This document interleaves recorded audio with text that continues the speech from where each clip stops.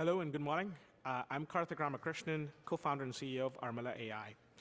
At Armilla, our automated machine learning and generative AI risk assessment platform helps quantify the risk of AI systems and underwrite them so we can ensure these risks presented.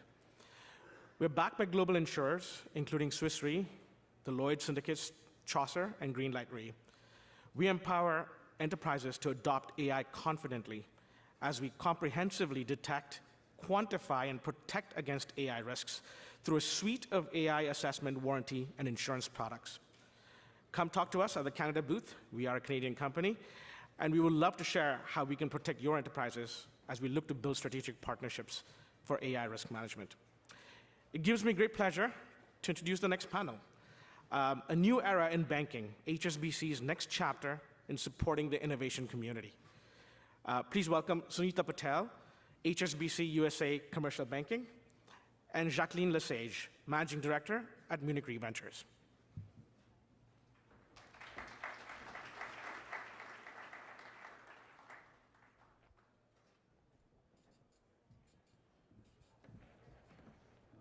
There's 3 seats. How about there and there? Yeah. Okay. All right. So we may recall that a year ago, we were all here, and it was like a day or two after the government had honored all the deposits at SVB. And in fact, we opened up this conference with a little breathing exercise because our previous 5 days had been so extreme. So within that context, we are super honored and excited to have Sunita here. Sunita is now leading HSBC's innovation banking platform, but prior to that, she was leader in SVB's venture banking platform, and before that at Comerica. So she has been in venture debt and venture banking through her whole career. And so now as we all sit here as investors or startup founders, and we're facing now a plethora of options for venture debt and venture banking, along with what seems like a tighter underwriting criteria and terms, I think it's pretty awesome that we get to sit here and talk with Sunita both about what's happening at HSBC and also a little bit about how venture debt has evolved over the years. But first, Sunita, tell us about a year ago, just to honor that. Yeah, I guess I would start by saying that this is definitely a pretty emotional time of the year for many of us that went through it, including all of yourselves as well. And I just want to acknowledge, I know Jacqueline and Christina and the leadership team here for this conference, what they must have had to go through last year. SVB fails Friday, Tuesday's the conference. What do you do, right? How do you navigate this? How do you navigate the content?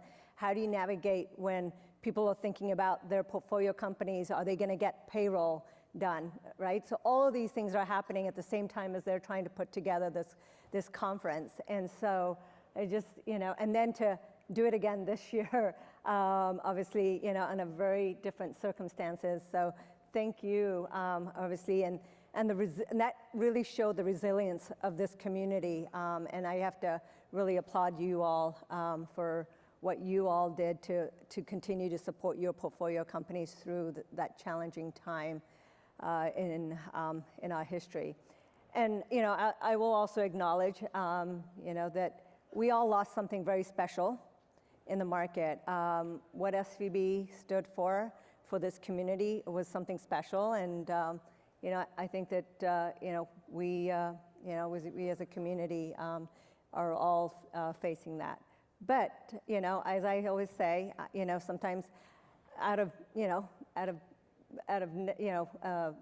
bad situations come sometimes some positive outcomes. And the story of HSBC, as I get into it with Jacqueline, will kind of showcase some of what the lessons we learned and how we took that, and we are building a new platform. Great. So HSBC to us here in sort of Silicon Valley is a new player into this space, but you're not a fully new player to the space. So what's HSBC's history in this market, and why did they want to go after it? Sure. So just to take a script out of our global CEO's speech that I've heard now many times, HSBC was started in Hong Kong, in fact, as the bank for entrepreneurs. Now, that was 170 some years ago, but he pulled it out of the archives, and it does say there that this was a bank for entrepreneurs. Fast forward that, last year when SVB collapsed, that same weekend, if you all recall, HSBC acquired SVB UK. And subsequent to that, they then acquired a team out of Israel, Hong Kong, all of the international components of SVB. In the US, they were not able to acquire the assets in the US, and so therefore, they assembled a team. And as part of that, that's how I came to HSBC among 50 or so folks. And so now there's almost around close to 800 of former SVBers that sit at HSBC with very extensive experience in supporting the ecosystem, the startup ecosystem, the venture ecosystem. And so it's almost like he said, it's going back to our roots is what we're doing, but obviously in a very different market and solving in a different community. And so HSBC is relatively new, right, to this space. There's also a lot of other companies that have stepped in as well. So I know, when I'm sitting on a board and we're doing venture debt, we're now seeing way more bids and way more people to think about. And what do you see now as being the competitive dynamics in the space, including because, now many companies have a mandate to split their cash between multiple banks. So what's kind of what's going on in the environment that you have to deal with? And I think, look, there are lessons that we've learned from what happened last year, and there's things that you can take away. There were good things, and there were things that we could have improved upon, right? And one of the things that we at HSBC, and I can't speak to our competitors, but the one thing that we at HSBC realized, given the experience we all went through last year, was diversification was important. It was important for the balance sheet, but it was also important for our clients, right, as well. And so when we're looking at HSBC, it's a very diversified balance sheet, right? This innovation banking is a small component of its bank. And so, if there's any type of downturn or any kind of there's any kind of tarnishment in any type of sector, it doesn't impact the overall balance sheet as much as it would do if you're heavily concentrated in one area. So we learned that lesson. And so what we're finding is that our startups are much more comfortable with that type of diversification given what they went through. If you go back a year, as I said, when that Friday happened and that Saturday, after Sunday, a lot of the companies did fly to the big banks. The problem with the big banks, though, was that, very shortly after, they didn't feel like they were getting the service that they were getting from a small bank. And so that's really the value that we at HSBC, we took away from all of that, right? Is like companies and investors want to have the safety and security of a large balance sheet, but they want to have that same feel and the high-touch service that they've been accustomed to from the banks that were supporting these startups. So that's basically kind of like how we've come to the conclusion of what we're trying to build at HSBC. Right, and that makes sense. So if I think about something that happened at the same time as all this last year, I got a mortgage from First Republic Bank, and so that closed basically right around like a few days before First Republic Bank went under. But they made me move a bunch of assets in my banking relationship there. Now all of a sudden that's all with JP Morgan, and I can't. Going from First Republic to JP Morgan, I can hardly get someone on the phone. And I think that's something like what the startups are experiencing in some of these situations. And so given that and what you see as that primacy of service, what are you building on your platform to sort of institutionalize that higher level of service like what SVB had? Yeah, so one of my colleagues that joined us from HSBC was the head of service at SVB. The chief credit officer that was there for 30 years also joined HSBC. So we have a ton of experience that came over to HSBC. And so we know what it takes. We know the products, we know the service, we know how startups and the venture community are looking to in their bank. And so we're very much, we're taking that experience and building it. I'll give you a good example. Every year HSBC spends about $11 billion in digital transformation in IT, 11 billion. And a lot of that, so when I look back and we look at, just for example, the online platform, HSBC already has that. It is by far so sophisticated that even the largest corporates, we have to solve for the largest corporates. But now we get to use that same platform to serve our small companies.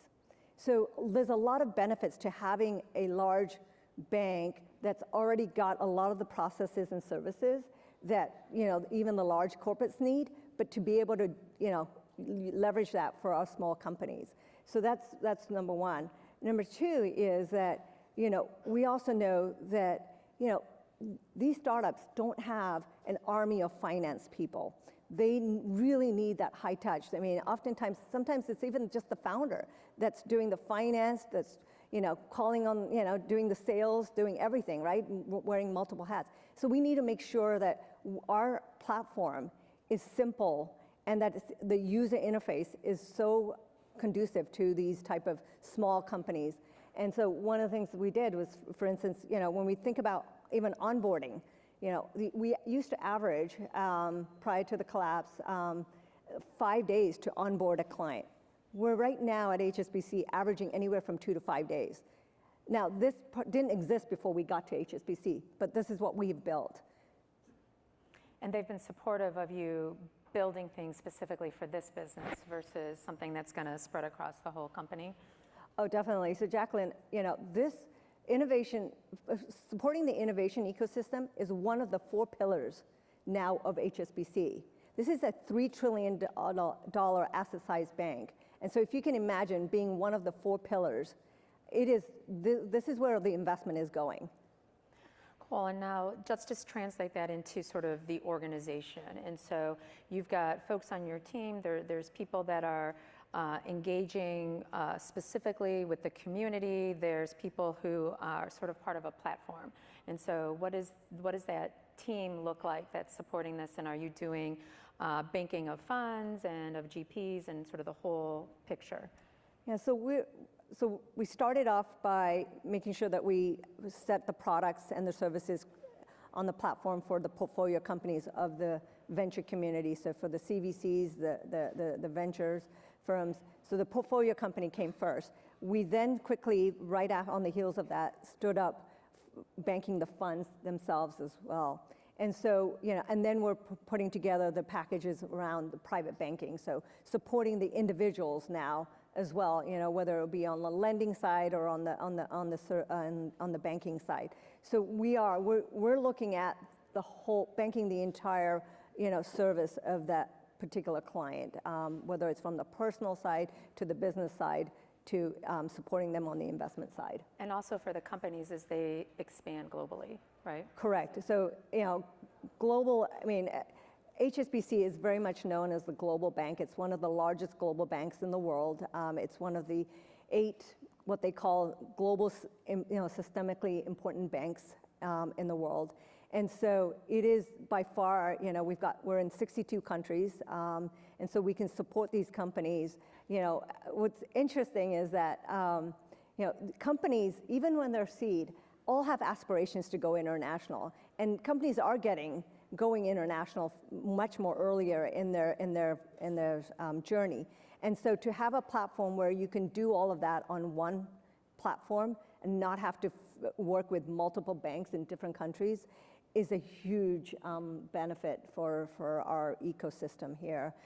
The other thing, to note is that we do have deep expertise, right? So one of the things that, we took away that, we felt was, was something that was so meaningful in our prior shop was the, having folks that had really strong expertise in different sectors. So we have climate tech, we're doing enterprise, fintech, consumer team. We have a deep tech hardware team. So we have teams that have very much the expertise in those fields that they're coming with. So typically, we're talking about 15 to 20 years of experience in these respective fields. So now, Sunita, let's just change tack a little bit and leverage your career in the space. So there are many of us, or some of us, who, our career goes back to, say, the dot-com bubble or before. And when I think back to that time, the way venture debt was being used in the cap table and what companies were doing it for was very different. And so I'm curious to hear your thoughts on how that's evolved over time, from what it was like then to sort of how it's being used, when companies are using it, and why. Yeah, and this is going to age me, but going back I just aged myself. Yeah. So. So 32-year career in venture banking, and I can tell you it has evolved over time, and we're very much aligned with the venture community, right? So whatever the venture community is funding, we adapt to that model. So if you go back, even when we were doing semi, and we were funding to milestones, we were funding to the next chip, right? Evolving. And then you go to the dot-com where we were funding to eyeballs, and we all know how that turned out. And then, so we continue to keep evolving along with the, with the equity markets. And, and then we went to recurring revenue models or subscription models. And so we're continually looking at the way that we're also funding companies. But I can tell you that one of the things that has evolved over time, and having such a long career, that I've seen evolve in particular is, we used to always finance, assets. So whether it be receivables or equipment financing, there would be hard assets that we would financing. Today, I'd say in the last decade or so, we've moved away from that, and majority of the venture debt is actually funding or extending runway. So that's where majority of the venture debt is going now, is towards extending runway from one round of equity financing to the next. And then I would say in the last couple of years, some of that extended runway has taken on new meaning when it's like, can we just get another quarter or two? How have you thought about that when you've seen it? Yeah, typically, I advise somewhere around 2 quarters of runway is typically how we usually see the amount of debt that you should be thinking about. I also think that, you also have to think about what we're seeing, particularly, as of last year, given that, there's scarcity in the equity markets as well. And so, rounds are taking longer. And so if you are taking debt, you have to be cognizant of the fact that at some point you're going to have to raise capital, equity capital, because there's only so many times that you can refinance out that debt. And so, just be very confident in your ability and making sure that that milestone that you're thinking about achieving is something that, if you've got, a couple of quarters of, the delays, you can solve for that. But if you're taking out a couple of quarters of runway, but the delay is going to be, a year out, well, what are you going to do? And so these are things that, we need to think about. And so particularly in the time where there is more competition, there is going to be, it's good for the community in one sense, but in another sense, it also does create some bad behavior because people tend to take more debt because it's offered to them, but more debt doesn't necessarily mean a good thing. There's got to be a right balance of how much debt you take. What is that balance? And again, I think it goes down to, what's your cash burn? What are you solving for? What's the key milestone to get you to that next round of financing? And what's that time gap? And this is, again, it comes back to experience. It's having a team that's experienced on your, as your banker to work this through with you. So every company is different and every situation is different. So in our last minute, I'm going to ask sort of the money question, which is when the board sits there and looking at the different options for taking venture debt, there's the terms, and we talk about the terms, but then the other thing is really how well do we know this company? How well do we know what's going to happen when things get rough? Are they going to be there? Are they going to support us? Are they going to call on those covenants? So even though you are a known quantity, and we know you from SVB, how do we know that we can trust HSBC? Yeah, I think it goes back to, and I've said this to many folks that know me, I always think that the quality of life is based on the quality of the relationships you have in your personal life. Very similar to the business. It's taken, it's given me a great career if I just, continue to apply that same philosophy in business. And I say that with HSBC. HSBC's been a stable bank. It's been stable in every other segment of their business. They're here to stay. This is by far one, like I said, it is one of their key pillars of their strategy. And the fact that there's 1,000 of us that are here with experience in how to do this, I think it's this is there's so much trust around us from the institution, and so that's to me gives me comfort that they're really relying on us to build this out.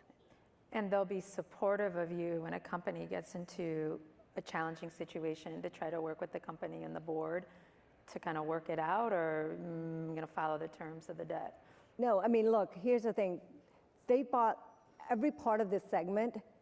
They've acquired expertise. So, like I said, the chief credit officer that built the policies around this is with us. And there's a lot of tremendous trust that he is building this out. And that we also know that this comes with risk. And they know that too. And so they're building the policies around that risk as well. And everything from what we're seeing tells us that they get this business. Great. Thanks, Sunita, for sharing all that and for bringing another option to us in the market. Thank you for giving us the opportunity to speak. All right. All right. Yeah. Thanks. Look at her boots.